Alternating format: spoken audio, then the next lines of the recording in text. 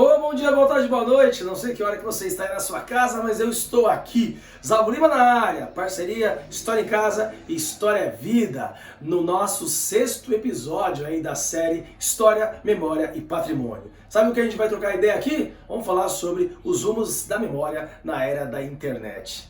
Ô meus queridos, pô, que bacana, né? Chegamos já no 6º episódio aqui do nossa série História, Memória e Patrimônio, parceria História em Casa, História é Vida. Pô, muito legal a gente poder então trazer aqui algo muito atual, por quê? Porque a história, assim como a memória, ela é feita, né? Ela é construída a partir daquilo que é produzido pelos humanos ao longo do tempo.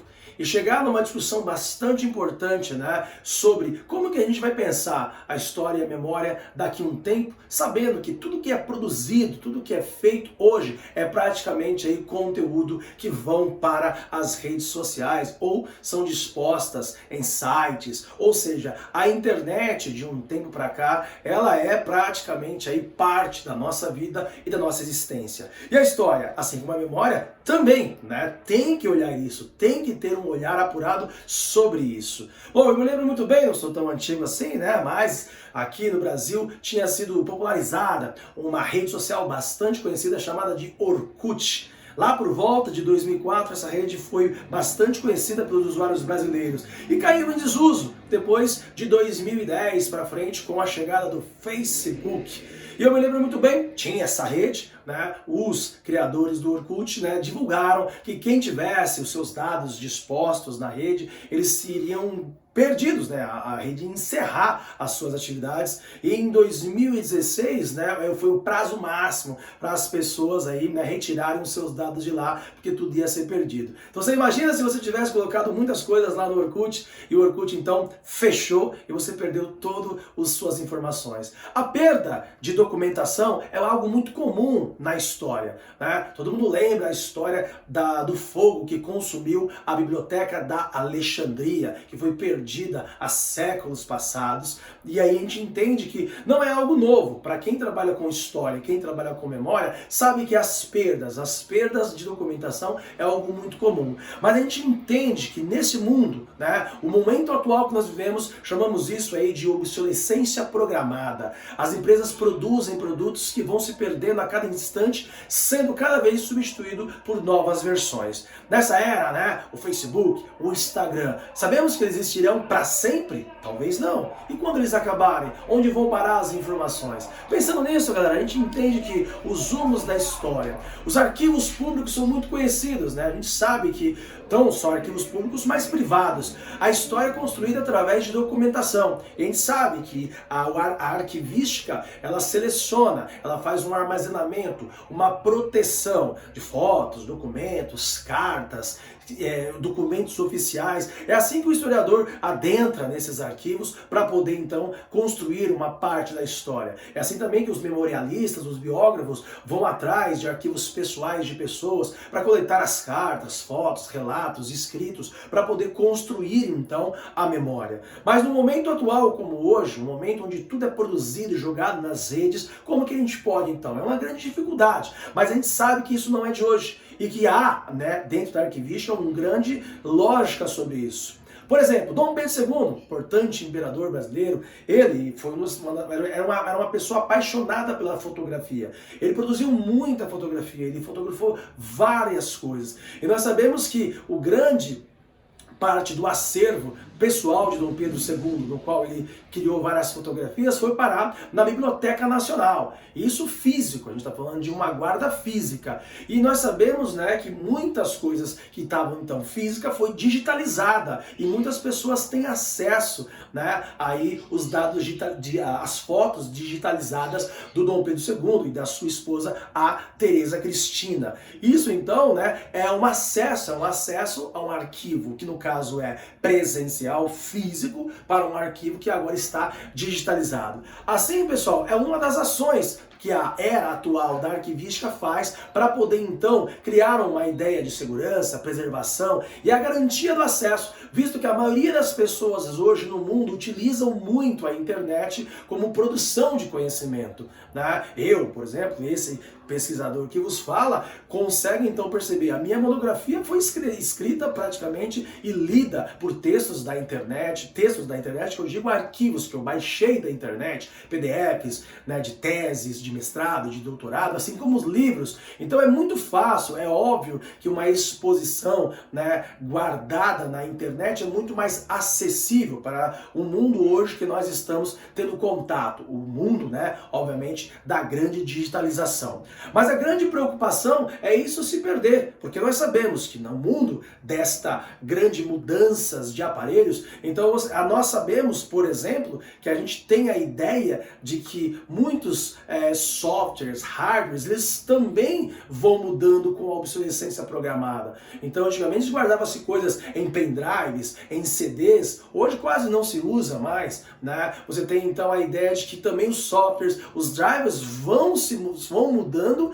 e isso então cria-se até uma problemática de como acessar esses dados guardados. A digitalização é grande aí, uma preocupação que se tem com a produção.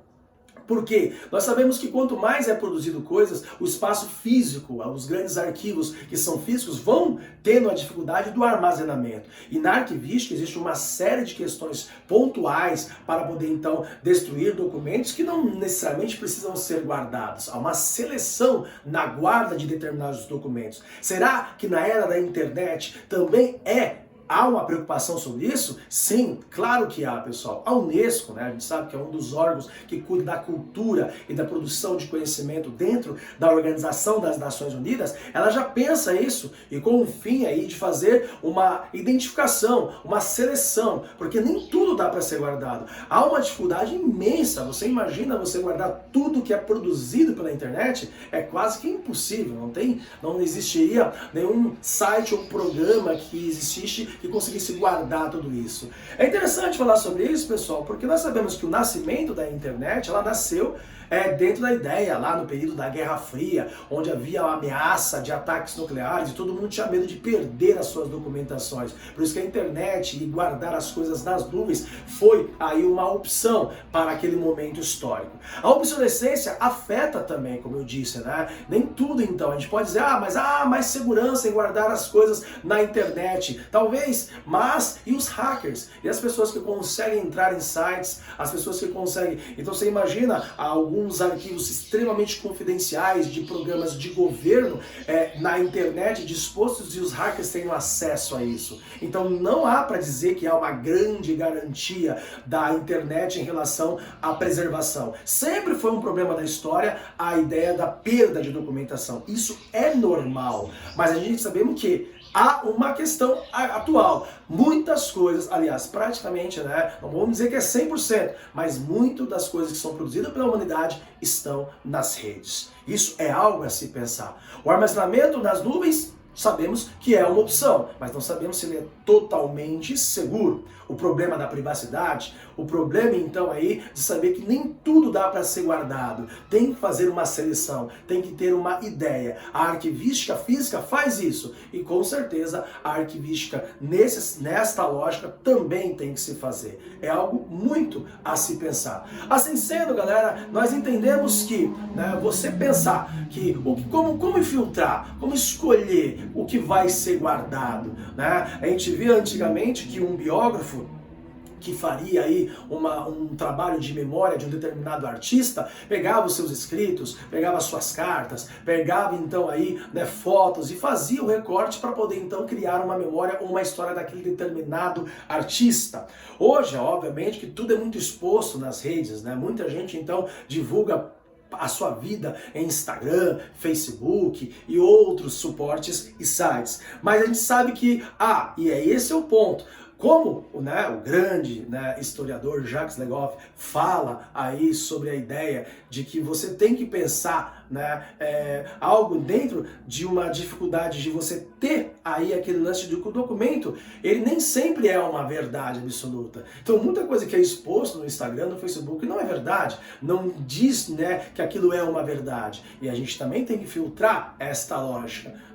Assim, há uma ideia de que a gente tem que pensar tudo tem que ser pensado, mas obviamente que há uma exposição muito grande e o acesso é muito mais fácil. Só que também tem, além disso, galera, é algo muito importante, né? A gente fala de acesso, mas será que todo mundo tem acesso à internet? Hoje dados dizem que 45% da humanidade acessa a internet. Então nós temos aí o que? 55% da população mundial que não tem acesso. Então nós estamos falando de capital cultural. Quem tem aí condições de ter, guardar arquivos da internet é porque tem acesso à internet. E as pessoas que não têm acesso à internet, elas estão relegadas à memória? Elas estão relegadas e esquecidas na história? Como se nós voltássemos lá atrás e pensássemos assim: a sociedade que antes da escrita e a sociedade depois da escrita. É algo até de se pensar. Muitos historiadores falam que é uma reviravolta, né? A era da internet e a era da escrita. Como a gente falava lá atrás, a pré-história, a era sem escrita e depois a era com escrita. Algo muito a se pensar.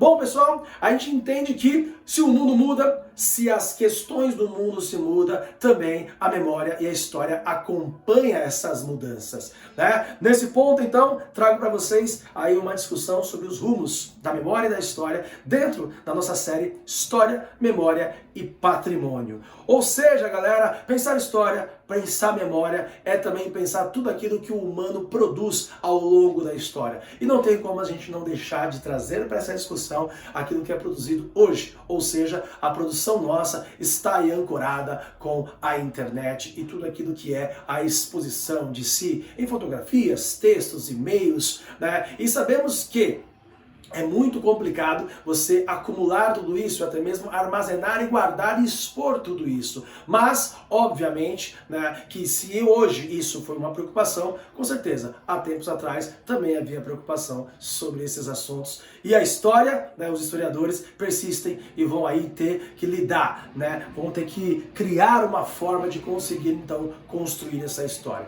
Um dos grandes problemas, né, além de tudo isso, a gente pode pensar, tá, como a gente falou que nem tudo que se faz é verdade. Obviamente, a gente está falando de algo que é até mesmo, né, não há uma maldade em você criar um texto que você quis fazer sobre si na internet ou editar uma foto. Às vezes não há uma maldade, mas nós sabemos que existe uma maldade sim. Quando a gente viu, né, recentemente as famosas fake news, ou seja, né, de uns tempos para cá, nós sabemos que inventam muitas mentiras na internet. E até mesmo a fake news é parte da história e também parte da memória. A eleição recente aqui do Brasil, em 2018, uma disputa bastante acirrada na presidência do Brasil e também, né, na eleição dos Estados Unidos, não essa última, a de 2020, mas a eleição passada de 2015 para 2016, nós vimos muito aí, né, a questão das fake news. E isso é um grande problema, a gente tem que saber filtrar isso, né? A produção de memória e história também tem que lidar com a produção, né, de mentiras e documentos falsos.